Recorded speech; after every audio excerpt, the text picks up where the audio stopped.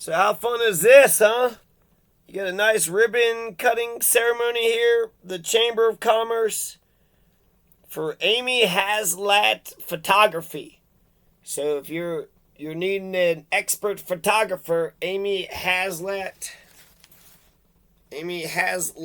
Photography is the place to go. It's inside the wet paint brush, 1307 Main Street, Suite A. You can call 575-430-5812. Let's talk about the Enlightenment, okay? You got this damn Hobbes. Who's this damn Hobbes?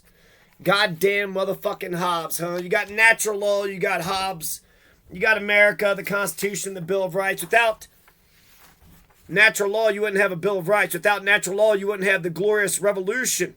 You wouldn't have the 1689 English Protestant Bill of Rights. You wouldn't have the Magna Carta, and you also wouldn't have the English Enlightenment.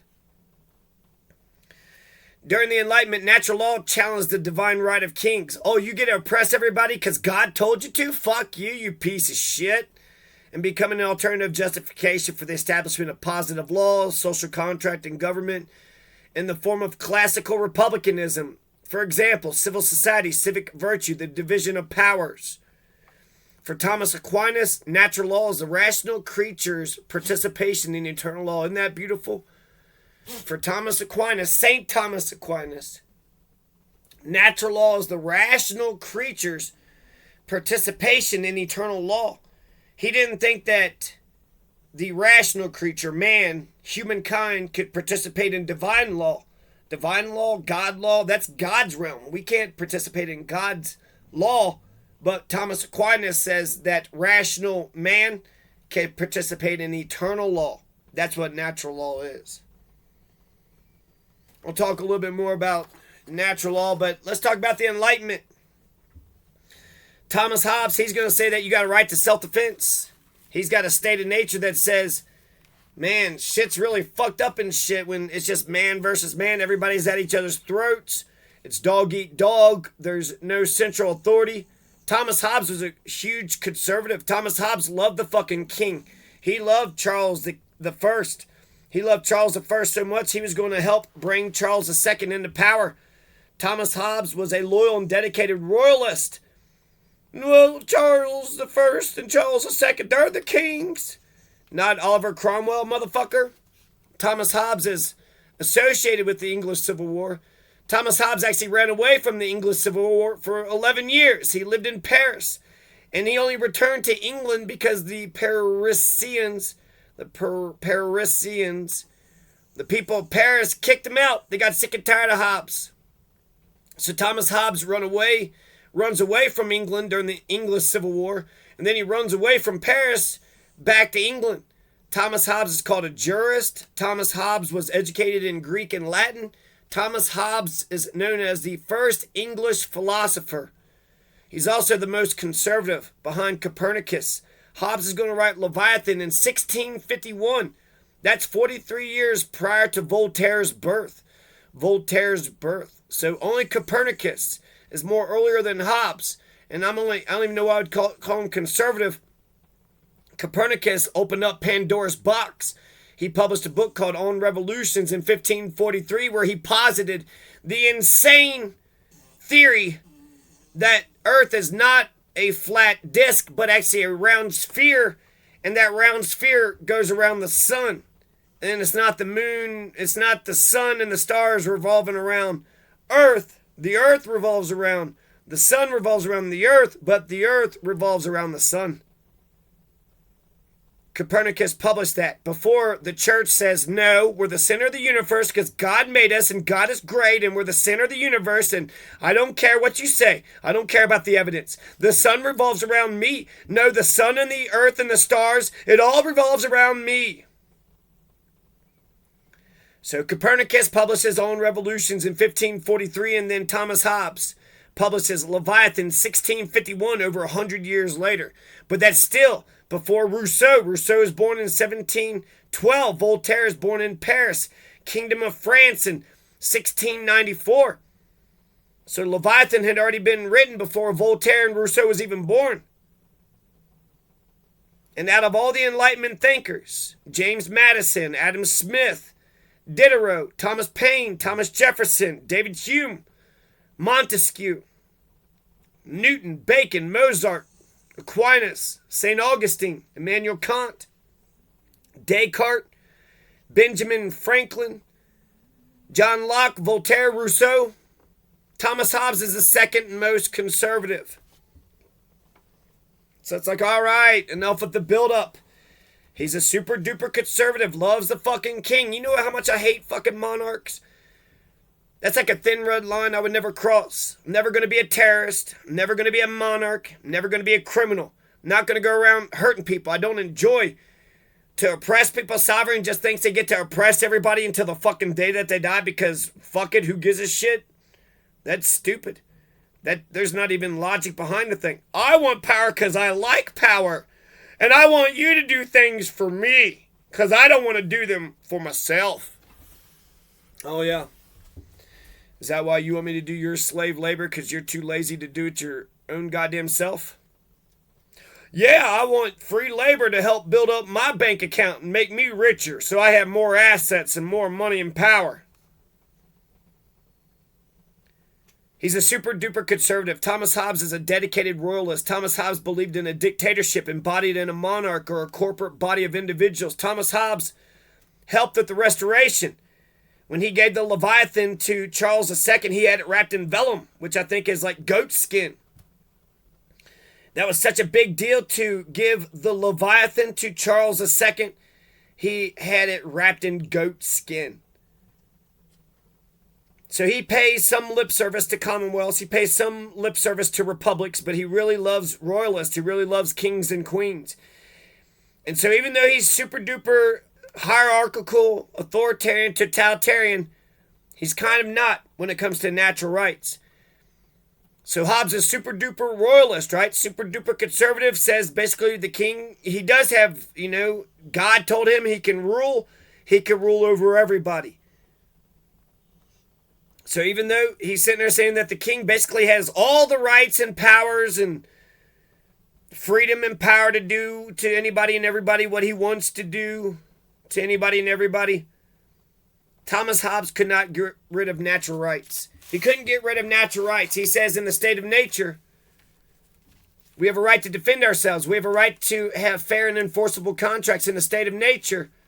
Since man is rational, we can figure out that we deserve a social contract between the government and the people.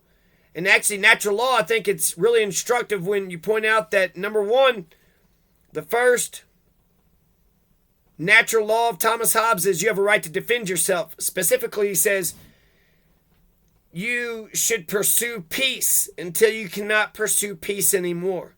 And then you war. That's a right to self-defense. He also says that a nation and a community has a right to defend themselves too collectively. But it shows how important and how big and major that natural law is because, okay, in the state of nature, when you have everybody against everybody, of course you have a right to defend yourself because it's just craziness, right? But then when you say, well, you have a right to a social contract, well, shit.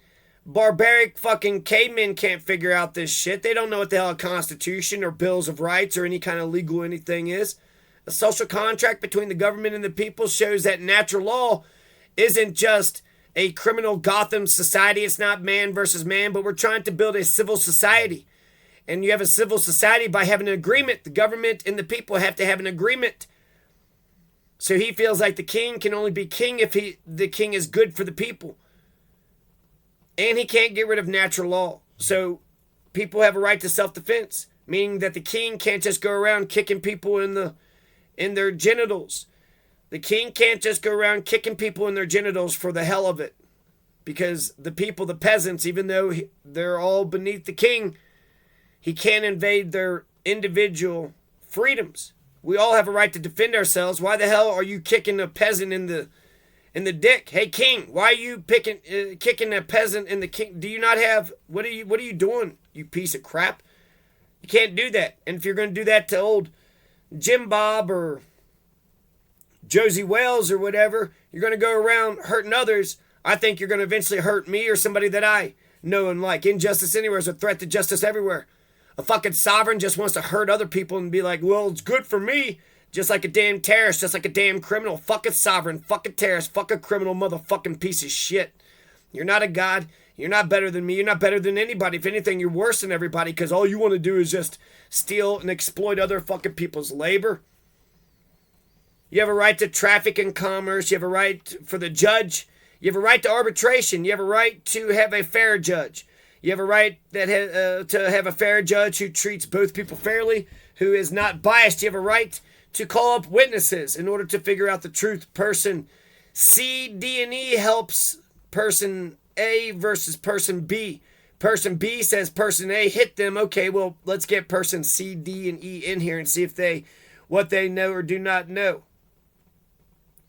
No man is fit to be a judge in their own controversy. Judges can't be a bunch of biased cheaters. You should think about arbitration. You got to get an arbitrator, a fair arbitrator. Mediators and peacemakers have free passage. You got to be gracious, accept gratitude, be sociable. You have a right to forgive and to be forgiven. Look to the future good when it comes to justice against contumely. Don't be a rude boy. Be against pride. I'd say be humble. You can be proud of your accomplishments, but don't be an arrogant. All men are created equal. So therefore, you have a right to speak. I have a right to speak. Against arrogance. Be for equity. All the commons are for all the people. And then for those that we can't divide, the stuff that we can't divide for all the people, then you got to do of lot or primogenitor, first possessor, firstborn. Some shit with property. I think of like land, houses. Who owns this piece of land over here? The parks, all the commons, national parks, that's for all the people, but a private piece of property. Not everybody can have a private house, and so you got to either draw lots or who owned it first. If a person is going to give an oath, it must be done in their own religion. It must be, let's see, you have a right to be against incommodity. So be prepared to obey the laws, but if you're prepared to obey the laws, then you shouldn't experience much discomfort or inconvenience unless you're convicted. In the state of nature, man has the right to judge of the necessity of the mean and the greatness of the danger. So I mentioned all those things. It all starts out with the right to self-defense. And these are important because in the U.S. Constitution and the Colorado Constitution, they say that they didn't enumerate all of our freedoms, meaning that we still have our natural freedoms. The freedoms that are found in human nature, we still have. So even though it hasn't been codified, it hasn't been etched in stone that we have a right to defend ourselves, we do have a right to defend ourselves. Of course we fucking do. Of course we do. People freaked out about Malcolm X talking about the right to defend yourself, and here Hobbes says, not only do you have a right to defend yourself, but here's 23 other natural laws that you have on top of the right to defend yourself. That was his first fucking freedom. So both Colorado and America skipped over that freedom. The Ninth Amendment says all those freedoms that wasn't enumerated, we haven't given up those freedoms. So we just haven't defined them yet. Antonin Scalia said that we have natural law. He just didn't know specifically what it was. But he acknowledged that we have it. And he said that we as a people get to decide for ourselves what we think natural law is. So we do need a brand new economic Bill of Rights, a 21st century Bill of Rights. Not only to add a couple more freedoms, because we have a right to life, liberty, and the pursuit of happiness.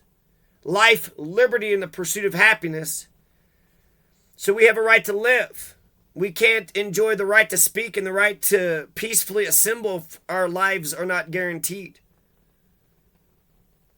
So even though Thomas Hobbes was a super duper conservative, loved the fucking king, thought the king could do no wrong, loved the king more than the king loved himself, he couldn't get rid of natural rights. We, the people, we, the peasants of England, have a right to defend ourselves. If the king kicks us in the dick, we could kick the king back in the dick. We have a right to defend ourselves. The Leviathan was written in 1651, which is the last year of the English Civil War. The main point of the Leviathan is about how strong the Leviathan government is the best government. And there is something to that. When Charles I got his head chopped off, he said a bunch of stupid things, you don't have the authority. Well, your head's rolling around on the floor, so somebody had the authority. But he also said that without a king, you don't have freedom. And then he said some more shit, so it's like, okay. But there is something to that. If shit's not running, shit's not working, just a Gotham criminal society, it's just dog eat dog. The Hobbesian state of nature, a lot of times when it comes to the Enlightenment, people will point out Jean-Jacques Rousseau versus Thomas Hobbes. Because Jean-Jacques Rousseau says that at the state of nature, man is good. Man is good. So therefore, we got to treat each other differently. If we're born good, Thomas Hobbes says that we're born evil. And that's why it's dog eat dog. It's why we're at each other's throats. And that's why we need a Leviathan, a nice, strong government to get everybody in line and get everything running in a nice, good, smooth order. And without a criminal society, not everybody, you won't have to,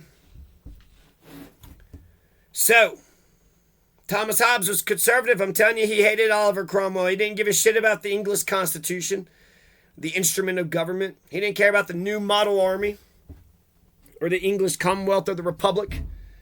He was very much okay with smashing the Commonwealth and getting rid of the new model army and the separation of powers, 3 branches of government to fight against tyranny. No, we want a tyrant. We want a dictatorship. We need an autocrat. All them damn English sons of bitches, they don't know how to fucking goddamn get along. They don't know how to govern themselves. They need a damn sovereign criminal terrorist to get them all in line. Reason is no less of the nature of man than passion, and is the same in all men, because all men agree in the will to be directed and governed in the way that to which they desire to attain, namely their own good, which is the work of reason. There can therefore be no other law of nature than reason, nor no other precepts of natural law than those which declare unto us the ways of peace, where the same may be obtained, and of defense, where it may not. Page 82, Hobbes, The Elements of Law. Now I want you to think about natural law in a couple other ways. Where does natural law come from? Well, it's rational man. When you sit down and you say, what is natural law? And you figure it out for yourself, then we all get together and then we define natural law. So there's other ways we could define natural law, and I got 3 other ways. I'm really leaning on Hobbes. Hobbes got 24 fucking natural laws already spelled out. He's wrote it down. He numbered it. 24 laws. It's nice. Nice, even number. It was started out with 19, but I was able to find 5 other laws. So maybe I'm wrong, though, on Hobbes. I also think Maslow's hierarchy. Maslow, 1943, the right to life. And then Hobbes comes in with the civil liberties, the right to defend ourselves. So Maslow and Hobbes are the basis for natural rights. That's what I think. But maybe I'm wrong. And so I got 3 other ways. Here's 11 natural rights as suggested by Colorado law. Colorado has foster children's rights and also animal rights. You can't just overwork and overload an animal. So therefore, you probably can't overwork and overload a human either. You can't torment and unnecessarily or cruelly beat an animal. You probably can't torment and unnecessarily or cruelly beat humans either. The right to an education. Foster children have a whole list of rights. Foster children have a right to receive medical, dental, vision, and mental health services. The right to food and water. The right to receive adequate and healthy food. Foster children have a lot of freedoms. Adequate clothing and adequate allowance. An allowance. They even get a UBI payment. We're going to make sure foster children have money in their pocket. They're going to be smart capitalists. They're going to know how to spend and hold on to money and how to make money. They'll respect money. That's a good idea. And I got, other ones here, but 21 natural rights as suggested by historical and contemporary bills of rights, and also 10 natural rights that I believe should be freedoms as a Coloradan American. Now, 11 natural rights as suggested by Colorado law. If animals have freedoms and foster children have freedoms, why wouldn't the rest of us have the same freedoms? So those are some natural rights as suggested by Colorado law. And for lawful people, I'm basically just, reading the laws and saying, here's some natural rights as suggested by the law. You also got historical and contemporary Bill of Rights. Every state has a Bill of Rights. Every country's got a constitution and a Bill of Rights. Most of them do. And they got 3 branches of government. Everybody's adopted the 3 branches of government. So let's take a look at all the bills of rights throughout the entire world. Let's look at the Bill of Rights for Bolivia, for Mexico, for Germany, for Haiti, for America, for Kentucky, for Oregon, for Montana. Let's look at all the bills of rights. And when you combine all the bills of rights, is there some rights that every single state has picked up? The right to speak, the right to peacefully assemble,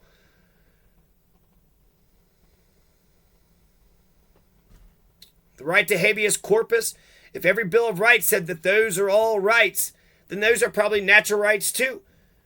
The Bill of Rights comes from natural rights.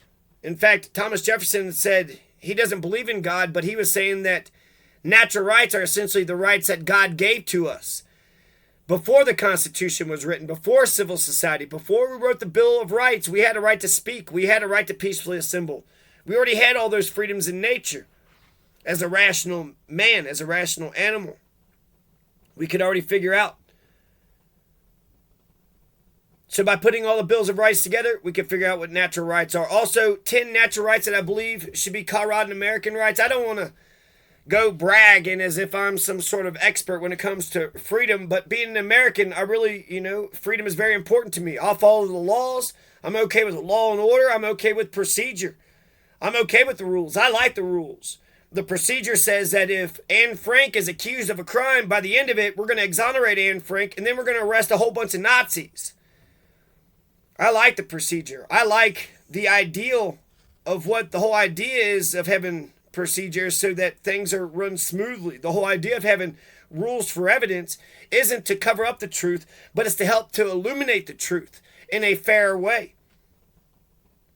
So when I talk about the 10 freedoms that I wish we all have, I know as a Colorado American, I got 100 freedoms, over 100 constitutional rights.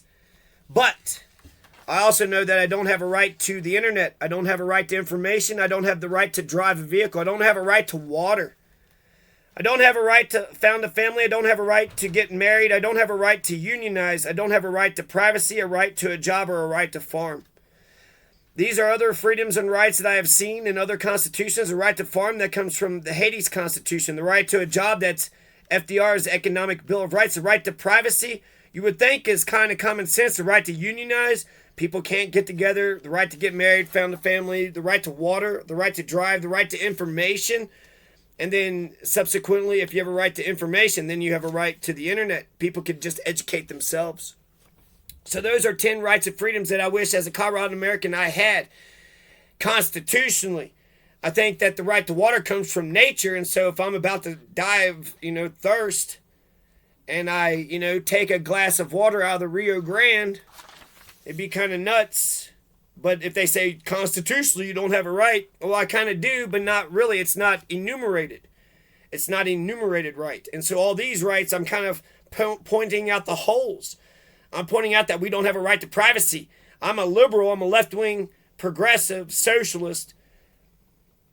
But we don't have a right to privacy. So the Supreme Court was right. The Supreme Court, Amy Coney Barrett, when they said that Roe v. Wade didn't make sense, you implied a right to privacy. In natural law, we do have a right to privacy in natural law. If you got a damn person in a cave in a fucking den, how are you going to get that bear out of that den? It's going to be hard to get that bear out of that den. So you have in nature, you got a right to privacy, but we don't have a constitutional right to privacy. If we had a constitutional right to privacy, then with a constitutional right to privacy, we would have a right to an abortion. Roe v. Wade would make sense, but it hasn't been enumerated. And so therefore, a right to a job, a right to farm. I am pointing out, maybe my own creativity, my own mind. I can think of better rights and freedoms. We're in the 2000s. We're in the 21st century. We're in the 21st century. So having a right to drive in America, if you don't drive, how can you get to a job? Right to information. If you don't have the internet, you're getting left behind. There's a digital gap. So when you think about natural rights, you could think about the natural rights that you think we should have. Jonathan's natural rights. You could think about the freedom to farm, agriculture as it is the first and most noble and the most useful of all the arts shall be honored and protected. That's Act 21. That's Article 21 in the 1801 Haiti Constitution, which is to Saint Louverture in the Louvetti Constitution. You also have a right to counsel, right to subpoena, right to not self-incriminate, right to confrontation, right to a speedy and public trial by an impartial jury. I don't believe in English common law, but we got the tradition of, courts and laws, and even Moses, even Christianity, the Ten Commandments has legal speak.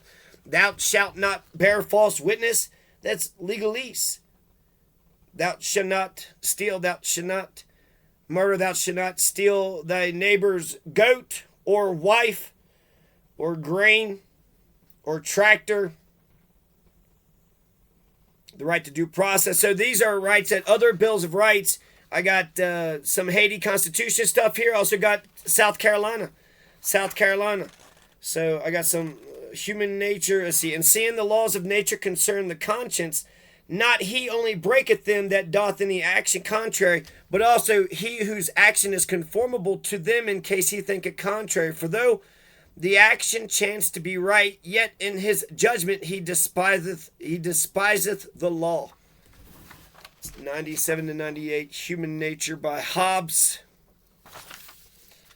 So, 21 natural rights. So, look at the Bills of Rights throughout history. That'll suggest natural rights. Look at Colorado law. That'll suggest natural rights. I'll suggest a couple natural rights because natural rights is the right that we have as rational man. So, we have to think about it. And ultimately, what's so fucking brilliant about Hobbes is that he thought about all these laws, and he says that I'm not saying that these are laws because I am the great Hobbes and therefore these are laws. What I'm saying is that any reasonable, rational person, when you think logically, when you put the facts and the truth together and you do an analysis and you sort it all out,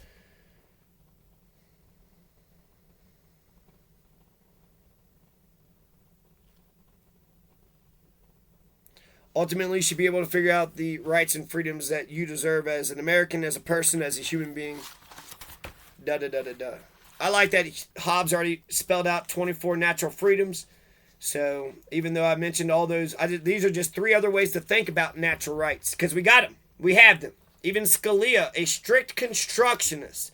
It has to be written there's no living and breathing constitution. What's written down on paper is what's written down on paper. When you want to change the Constitution, then you got to amend it. Until you amend it, that's the law of the land. So if a strict constructionist is sitting there saying that we have natural rights, and that's Amy Coney Barrett's hero, right? So, of course we have natural rights. So there is an argument to be made that maybe privacy is natural rights, and it is, right? It is, totally. And so therefore we have it, but we haven't enumerated them. So maybe we should enumerate our natural rights. We need to have a 21st century economic Bill of Rights, but we also need a 21st century natural rights. We just need to update our Bill of Rights. We need to update the freedoms that we have as Americans, and I think it'd be a good idea for Colorado too. Have a Bill of Rights day. Do we have the right to speak? Do we have a right to peacefully assemble? Do we have a right to reject a soldier who wants to quarter in our house? History and truth are on the side of the oppressed. History and truth are on the side of the oppressed. So you have a whole bunch of Enlightenment thinkers that talked about natural law. So there's no actual consensus. But I like Hobbes. I like how Hobbes' 24 natural laws kind of fills in the blank pretty good. We got a big gaping hole when it comes to what rights did we not enumerate. The Ninth Amendment says that with the U.S. Constitution, and Colorado has, one of the articles in Article 2, one of the sections in Article 2 says the exact same thing.